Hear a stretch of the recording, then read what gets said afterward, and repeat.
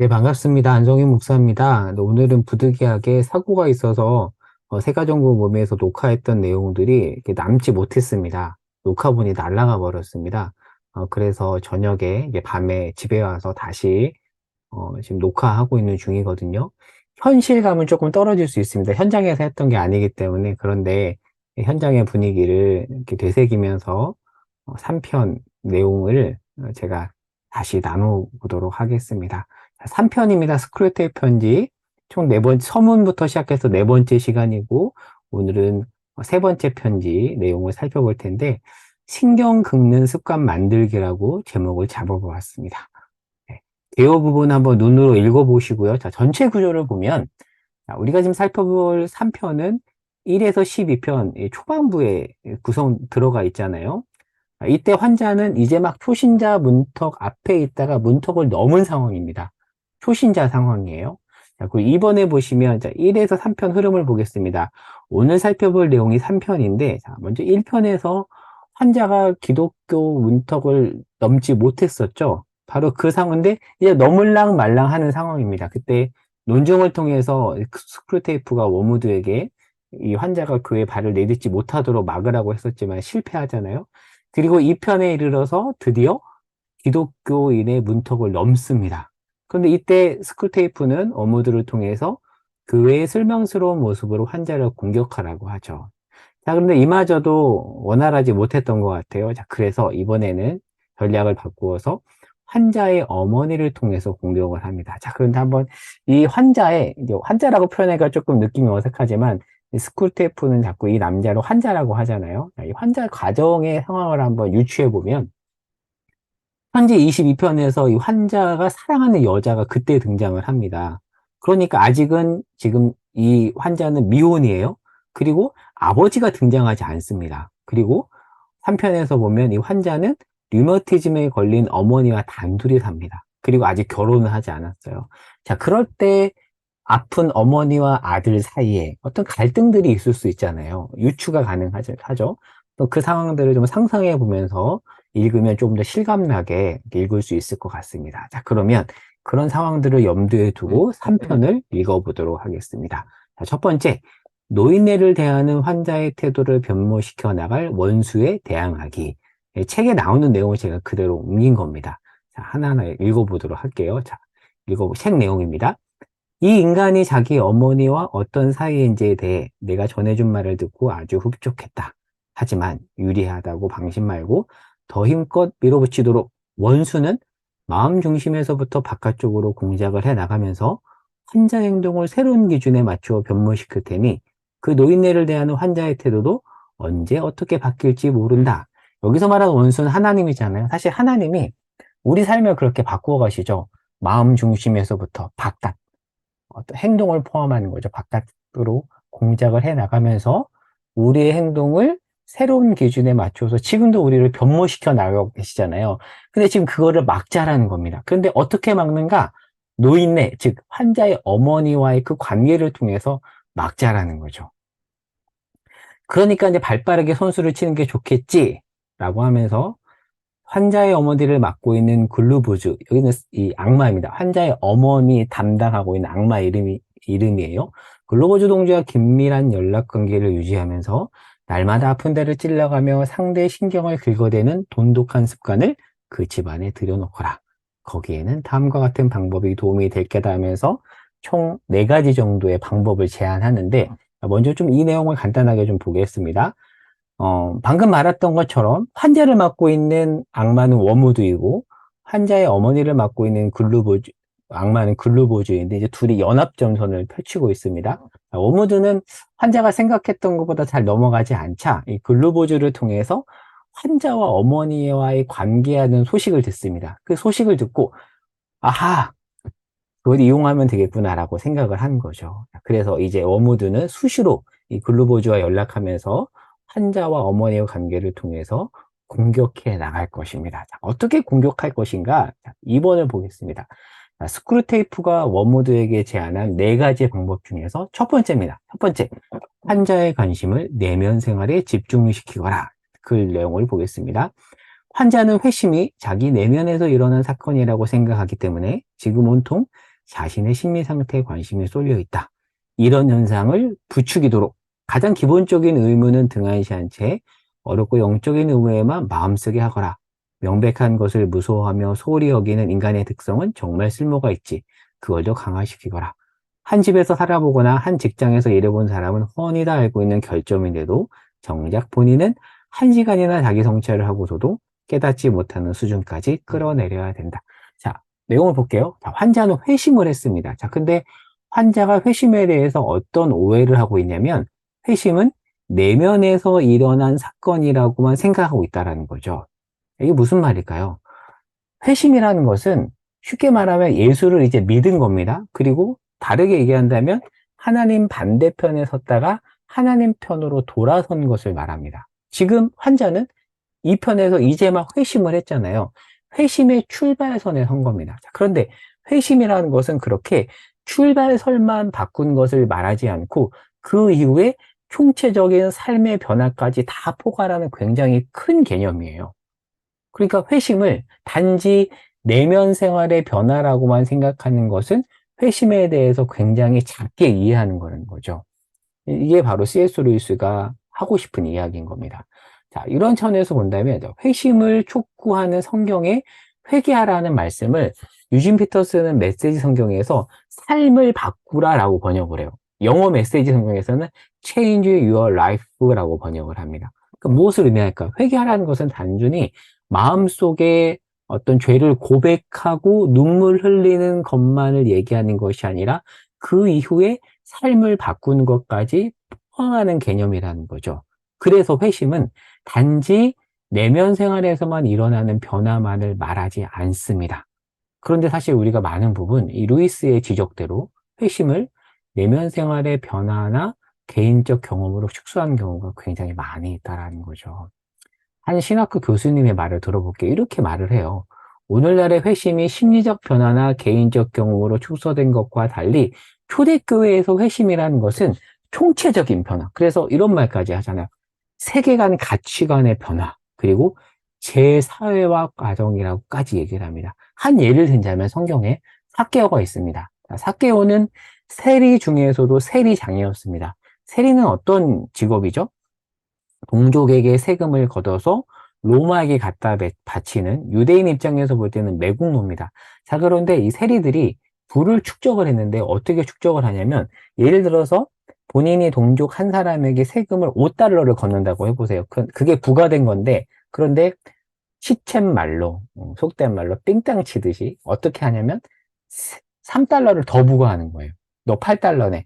그래서 5달러는 로마에 납부하고 나머지 3달러는 자기가 축적하는 방식으로 그렇게 부를 축적한 인물이 바로 세리입니다. 그래서 유대인들은 세리를 경멸했어요. 근데 삭개오는 세리 중에서도 세리장입니다. 자, 그랬던 세리장 삭개오가 예수를 만나 회심을 합니다. 자, 그런데 이 삭개오는 회심 이후에 자신의 어떤 예수를 만난 감격과 기쁨을 내면 생활에만 간직하지 않고 어떻게 했죠?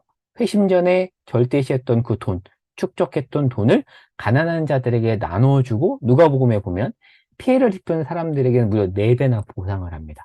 이처럼 회심이라는 것은 내면 생활에서만 그냥 마음으로 고백하고 마음적으로 죄책감을 느끼는 것으로 끝나지 않고 이렇게 삶의 변화로까지 나오는 것이라는 거죠. 그런데 스크루테이프는 그렇게 나오지 못하도록 하도록 막을 하는 거죠.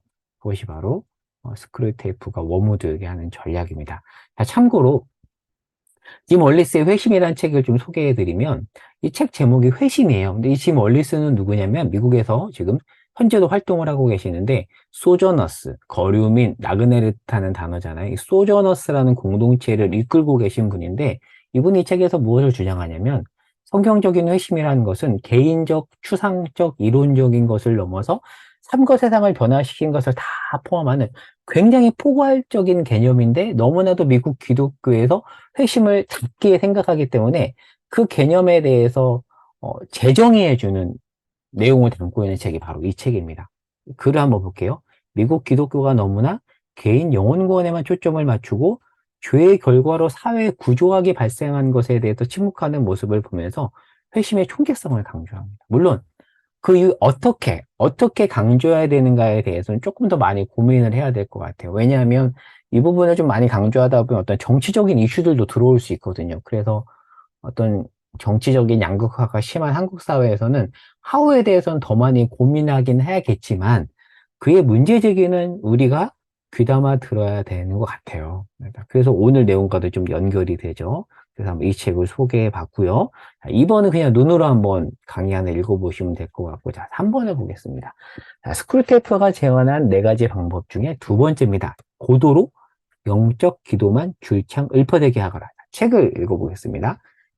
어머니를 위해 기도하는 것까지 막을 수 없다는 건 사실이야. 자, 이 환자가 예수를 믿고 이제 드디어 아픈 어머니를 위해서 기도하기 시작했습니다. 자, 그런데 그거는 막을 수 없다는 거죠. 하지만 적어도 그 기도가 해악을 끼치지 못하도록 막을 방법은 있지. 고도로 영적인 기도만 줄창 읊어대게 하거라.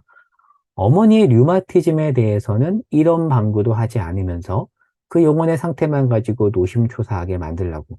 여기에는 두 가지 이득이 있다. 첫째, 그는 자기가 어머니의 죄라고 생각하는 것들에만 신경을 쓰기 때문에 내 지도만 약간 있으면 어머니가 조금만 자기에게 불편하거나 성가신 행동을 해도 무조건 죄로 여기게 될 게다. 그러면 환자가 무릎을 꿇고 있는 그 시간을 이용해서 그가 그날 받은 상처를 더 쓰라리게 문질러 줄 수 있지. 이 작전은 어렵지 않다. 환자의 어머니는 류마티즘을 앓고 있는데요. 자, C.S. 루이스가 살던 당시는 이 책이 출판될 때가 1948년이에요.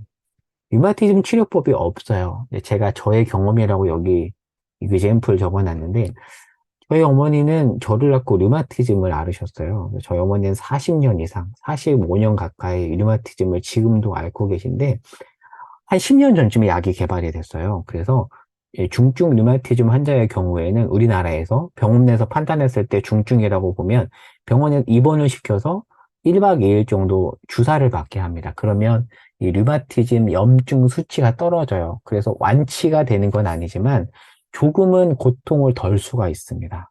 근데 그 약이 개발된 지 한 10년밖에 되지 않았어요. 저는 어렸을 때 저희 어머니를 보면 이 류마티즘 때문에 거의 걷지도 못하시고 너무 고통스러워 하셨거든요. 어, 이 당시에는 이제 오늘날 쓴 어떤 항생제나 이런 것조차 제대로 개발되지 않았던 때이기 때문에 류마티즘 환자가 겪는 고통은 정말 컸을 것입니다. 자, 그런데 여러분도 경험자는 알겠지만 오래 기간 투병 생활을 하다 보면 이렇게 몸이 아프다 보면 마음도 아파져요. 그래서 몸이 아프면 몸이 아픈 사람이 말을 할 때 그 말이 몸 때문에, 아픈 몸 때문에, 왜냐하면 몸과 영혼이 연결돼 있잖아요. 그래서 말이 거칠게 나갈 수 있습니다. 여러분 그런 경험이 있으세요? 그런데 책을 통해 미루어보면 아버지 없이 혼자 아픈 어머니를 간호하며 생활했던 것 같아요. 이 환자가. 이 둘의 생활이 어땠을까요? 저의 경험을 얘기하면 제가 대학생 때 아버지가 돌아가시고 나서 이제 어머니가 류마티즘 때문에 여러 차례 수술을 했어요. 인공관절 수술도 한 두 번을 했습니다. 한 번은 이제 수술을 하시고 병원에 입원을 하셨는데 이제 누나는 일찍 결혼을 했거든요. 그리고 이제 취업 전선에 뛰어들고 제가 이제 어머니를 모시고 살았어요. 근데 어머니가 수술을 해서 제가 병간호를 해야 되는데 대학생이었어요. 시험 기간인데 다음날 시험을 치러야 되고 그리고 어떻게든 장학금을 받아야 학교를 다닐 수 있는 상황에서 시험을 잘 치러야 되는데 어머니가 이제 수술하고 나서 새벽에 이제 화장실을 가려면 저를 깨워야 돼요. 옆에 사람이 부축을 해 화장실을 갈 수 있는데 밤새 그런 게 여러 번 있는 거예요. 그리고 중간중간 의사가 회신을 하면 또 잠이 깨거든요. 아니 다음날 시험을 치러야 되는데 나도 좀 시험도 더 잘 보고 싶고 좋은 컨디션에서 치르고 싶은데 그게 계속 반복이 되니까 한 번은 너무 이런 상황들이 짜증이 나고 화가 나서 어머니에게 이렇게 새벽에 저를 깨워서 화장실을 가자고 하는 어머니한테 제가 이렇게 독서를 참 못난 말을 했던 기억이 나요. 어머니도 서운해하시고 어머니도 우시고 저도 혼자 화장실에서 울고 참 그런 일이 많이 있었는데 저는 이 글을 보면서 이 스크루테이프에 등장하는 이 환자가 그랬던 것 같아요. 그러다 보니까 둘 사이에서 이런 어떤 아픔들이 참 많았겠죠.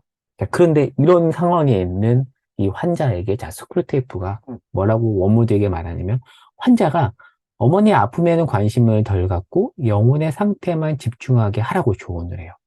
자, 그렇게 되면 환자는 어머니의 모든 행동을 죄로 여기고 기도하면 기도할수록 더더욱 둘의 관계는 나빠질 것입니다. 왜요? 이제 막 회심을 하고 어떤 예수 믿는 사람에 대한 환상을 가지고 기준을 가지고 있는데 예수 믿는 사람은 말도 좋게 하고 어, 그런 어떤 기준이 있는데 지금 어머니가 그렇지 않아요. 그래서 지금 이 환자가 기도하는 어머니는 어찌 보면 이 뒤에도 나오겠지만 가상의 어머니인 겁니다. 그리고 몸에는 관심을 덜 갖고 영혼의 상태에만 관심을 갖다 보니까 어머니가 아픔 속에서 나오는 그 거친 말, 그 말을 제대로 받아들이지 못하게 되는 거죠. 그래서 어머니의 모든 행동을 죄로 여기며 기도하면 기도할수록 더더욱 둘의 관계는 나빠지는 이런 안타까운 상황이 벌어지는데 그렇게 되도록 하라고 지금 스크류테이프가 조언을 하는 겁니다. 좀 더 보겠습니다. 자, 책 내용이요. 둘째, 환자가 어머니의 영혼에 대해 갖고 있는 생각이란 게 워낙 조잡한 데다가 틀리게 일 수 있기 때문에 어느 정도는 가상의 인물을 놓고 기도한다고 봐야 된다. 그렇죠. 가상의 인물이라는 게 뭐죠? 아파도 꾹꾹 참고 하나님께 맡기고 이제 이런 식으로 설정을 한다는 거죠. 자, 그래서 내가 할 일은 이 가상의 인물을 진짜 어머니로부터 날마다 조금씩 더 멀어지게 만드는 거야. 자, 근데 진짜 어머니의 모습은 뭐예요? 아침 식탁에서 매일 잔소리를 해대는 겁니다. 자, 그런데 제가 스쿨테이프 편집 원문을 보니까 이 잔소리를 해대는 노인네라는 부분을 이렇게 하더라고요. 또 샤프, 통. 그래서 어떻게 번역하면 독설이라고도 번역할 수 있을 것 같아요. 날카로운 말인 거죠. 날카로운요. 단순한 잔소리가 아니라 정말 날카로운 잔소리인 거죠. 아침에 밥을 먹는데 엄마가 독설을 날려요. 그러면 기분이 안 좋잖아요. 시쳇말로. 네, 그 안 다니는 사람들은 이렇게도 표현하잖아요. 드라마에서. 해장부터 기분 잡치네. 뭐 이런 느낌인 거죠. 그게 이제 어머니의 모습인 거예요. 그러다 보니까, 어, 어떻게 될까요? 둘의 관계는 점점 멀어지게 되는 거죠. 그런데 또 기도는 해야 돼요. 엄마를 위해서 기도는 해야 돼요. 자, 좀 책을 볼게요. 그렇게 얼마쯤 시간이 지나고 나면 가상의 어머니를 위해 기도할 때 느끼는 감정이나 생각이 실제 어머니를 대하는 태도로 이어지지 못하도록 깊은 틈을 갈라놓을 수가 있지. 내가 맡은 환자 중에는 아내나 아들의 영혼을 위해서는 열렬히 기도를 쏟아붓다가도 진짜 아내나 아들에게는 기도하던 그 자리에서 곧바로 욕설과 폭력을 서슴지 않는 무척 길이 잘든 인간들이 있었다. 제가 정리한 내용을 볼게요. 환자는 초심자입니다. 나름 진심을 가지고 어머니의 영혼을 기도하지만 그가 설정한 어머니는 가상의 인물인 거죠. 기독교에서 말한 높은 기준에 도달한 그런 가상의 어머니인 거죠. 그래서 기도할수록 어머니의 진짜 모습이 미워지는 거죠. 그래서 기도는 하는데 오히려 둘의 사이는 더 나빠지는 일이 벌어진다는 거죠. 예를 한번 제가 들어봤는데 자녀를 위한 기도입니다. 예를 들어서 교회에서 엄마가 아빠가 자식을 위해서 기도하는데 하나님 우리 아들 말 잘 듣게 해주시고 성적도 잘 나오게 해주시고 신앙생활도 열심히 하게 해주세요 라고 기도를 해요. 좋은 기도죠. 나쁜 의도가 없습니다. 그런데 그렇게 기도하고 집에 돌아왔는데 아들이 공부는 안 하고 내일 시험인데 게임만 해요. 그러면 어떻게 돼요? 엄마는 기도를 더 열심히 하면 할수록 엄마와 아들의 관계는 더 나빠지지 않을까요? 왜냐하면 기도를 통해서 아들을 향한 기준이 점점 더 높아지는 거잖아요. 그런 느낌이라고 볼 수 있습니다. 자, 그래서 어떤 기도가 바른 기도일까? 이 부분 한번 적어 놔봤거든요. 자, 그래서 한번 읽어볼게요. 남자가 아픈 어머니를 회심 전보다 더 잘 돌보고 아픈 어머니의 마음까지 잘 헤아리며 영혼과 몸을 위해 아픔에도 불구하고 더 하나님과 깊은 관계를 맺도록 기도해야 되지 않을까. 물론 쉽지 않죠. 그래서 이런 상황이 있다면 제가 볼 때 이 남자는 정말 자신의 마음을 잘 지키고 어, 자기를 위해서 조금 투자하는 시간도 되게 필요한 것 같아요. 그리고 또 어려움이 생길 때 이렇게 신뢰할 수 있는 사람과 자신의 상황을 나누는 것도 필요하다고. 너무 힘든 상황이잖아요. 근데 이런 상황에서 누가 이 환자의 마음을 공감해주고 그럴 수 있어. 괜찮아. 잘하고 있어. 라고 이야기해 준 사람이 있다면 잘 건질 수 있지 않을까요? 자, 그런데 이런 상황을 대략 얘기했을 때 예를 들어서 목회자가 너 어떻게 엄마한테 그럴 수 있어? 너 잘못된 거야 라고 하면 더 숨어들지 않을까요? 네. 그런 부분에 대해서도 생각해 볼 수 있는 것 같습니다. 마지막, 이게 아니고, 네 번째 중에 세 번째 방법입니다. 세 번째. 서로 거슬리는 말투나 표정 노리기입니다. 세 번째 방법입니다.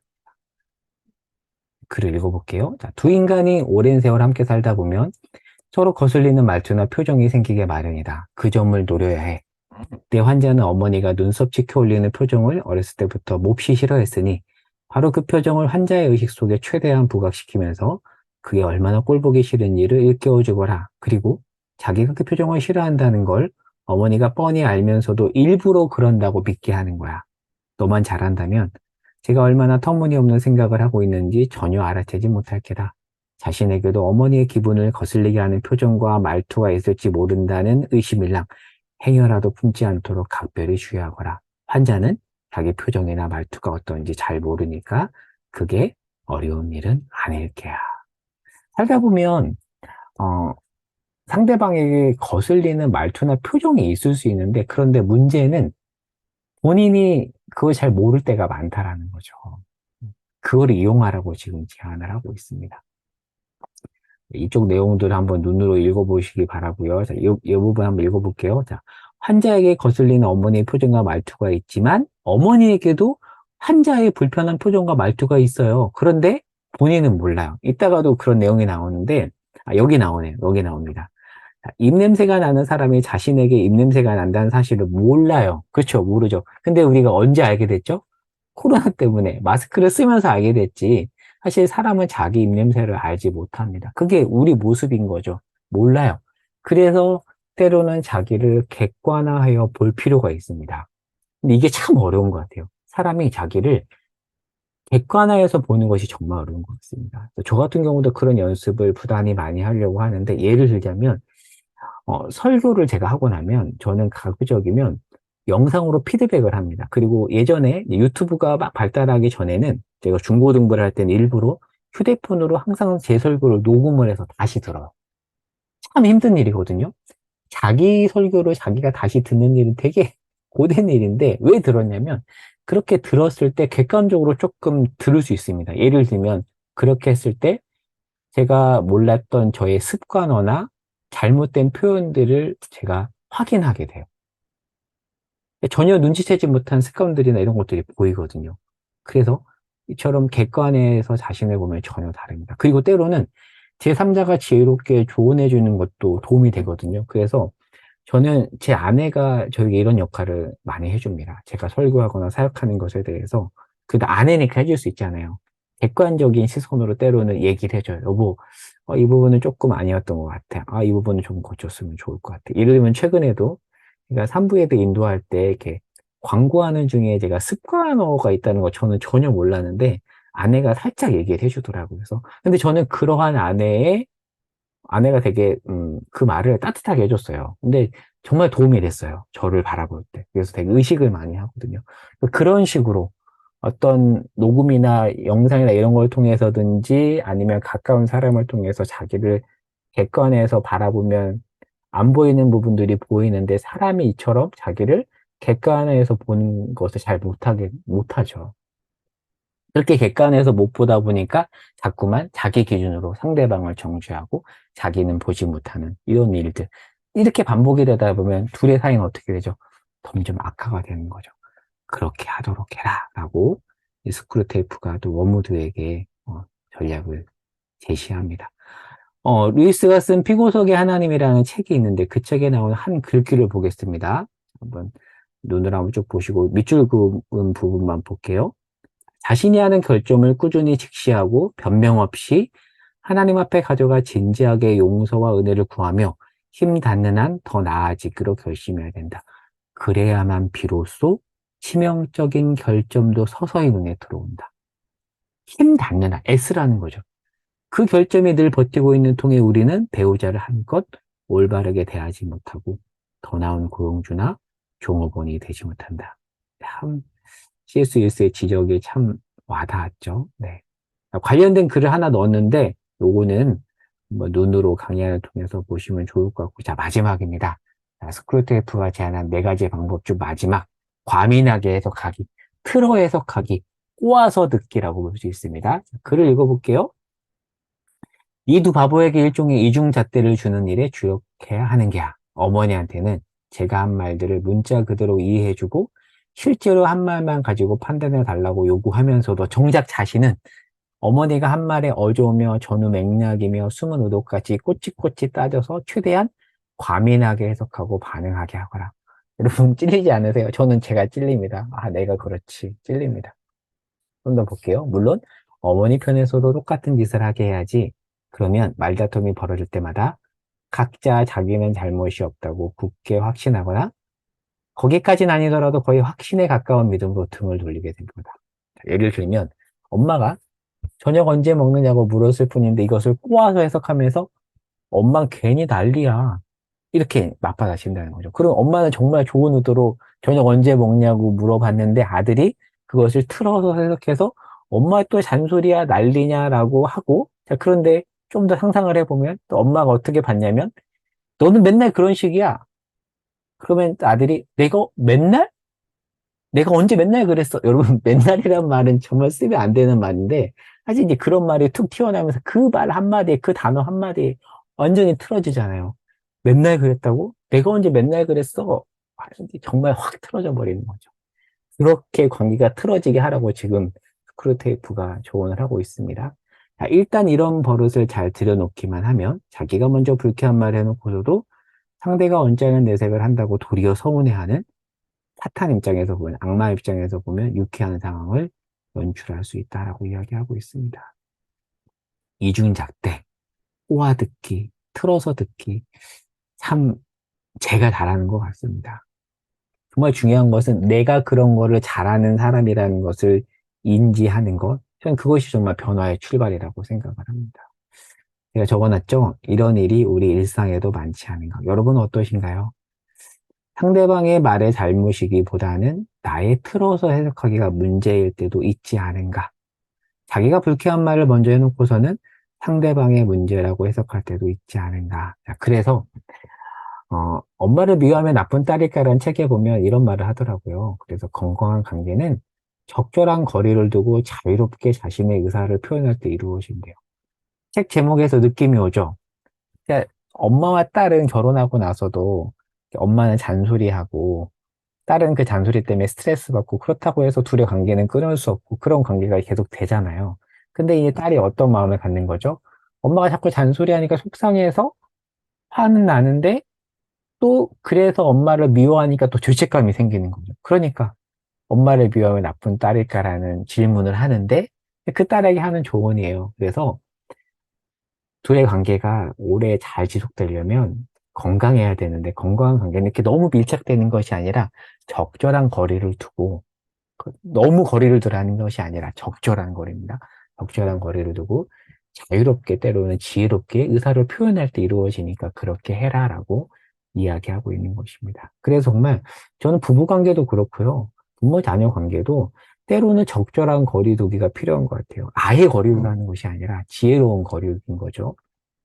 그리고 속상할 때 지혜롭게 자신의 감정을 잘 표현하는 것도 매우 중요한 것 같습니다. 표현하지 않고 묵혀두면 나중에 쌓이거든요. 반드시 풀어야 됩니다. 반드시 풀어야 됩니다. 감정도 잘 이렇게 표출해야 되고요. 그리고 때로는 관계가 너무 틀어졌을 때는 저는 지혜로운 제3자의 도움도 굉장히 중요하다고 생각을 해요. 한 예로 제가 이제 마지막 내용인데 이 예를 들고 내용을 마치도록 해볼게요. 예전에 성교단체에서 한 6개월 정도 인텐시브 코스로 제가 상담을 배운 적이 있습니다. 자, 그런데 강의를 듣는 중에 제가 기억하기로는 그때 강의 제목이 성인아이였었는데 부부관계 성인아이 뭐 그런 강의였는데 한 여자 집사님이 강의를 듣고 나서 강의하시는 교수님하고 상담을 했어요. 근데 주된 내용은 그거였어요. 남편과 지금 거의 대화가 없다. 너무 힘이 들다. 대화를 하면 할수록 더 사이는 틀어지고 루비콘 강을 건넌 것 같다. 둘의 관계는 뭐 이런 식의 내용이었어요. 자, 그 얘기를 들었던 교수님이 여자 집사님에게 이제 어, 조언을 해준 거죠. 솔루션을 준 겁니다. 그리고 그 솔루션을 듣고 집에 가서 여자 집사님이 그 교수님이 해주신 솔루션을 그대로 실천을 했는데 다음날 놀라운 간증이 있었어요. 드디어 두 부부가 긴밀하게 대화를 했다라는 거예요. 긴밀한 그 두 부부의 대화는 어떻게 보면 그동안의 부부 사이에서 보면 기적적인 일이었거든요. 어떤 일이 벌어진 거냐면, 남편이 일을 너무 힘들게 하고 보통 8시, 9시 정도 퇴근을 했는데 보통 밥을 안 먹고 퇴근을 했대요. 그러면 몸과 마음의 상태가 어때요? 배는 고프고 몸과 마음은 지친 상태잖아요. 근데 그렇게 퇴근한 남편에게 오자마자 이제 아내는 그동안에 쌓였던 것들을 막 바로 풀어버린 거죠. 그러니까 이제 남편도 어떤 거는 맞는 말이기도 하지만 지금 몸과 마음이 지친 상태에서 그런 말을 하니까 또 독설이 나오고 독설이 계속 왔다 갔다 하는 거죠. 그런데 교수님의 솔루션에 따라서 이 여자 집사님께서 아무 말도 하지 않고 퇴근 후 돌아온 남편에게 맛있는 밥을 식탁에 차려줬대요. 그렇게 밥을 먹고 아무 말도 하지 않고 기다린 후에 이제 배가 찬 거죠. 그리고 나서 천천히 대화를 했대요. 그랬더니 한마디도 안 했던 그동안 한마디도 안 했던 남편이 대답을 하고 둘이 대화가 잘 됐다라는 거죠. 저는 이런 걸 들으면 때로는 우리가 너무 연약한 인간이고 잘 모르니까 무지하니까 이처럼 좀 지혜로운 제3자의 도움을 받는 것도 좀 중요하다라고 봐요. 이런 지혜도 우리에게 필요하다라는 차원에서 이 내용을 마지막으로 나누었습니다. 그래서 오늘 이렇게 3편 내용을 살펴봤고요. 자, 나눈 질문 2가지 이렇게 적어봤습니다. 질문에 따라서 또 서로 나눔을 가지면 오늘 들었던 내용들이 또 되새겨지면서 잘 이해도 될 것 같습니다. 여기까지 하고 마치도록 하겠습니다. 감사합니다.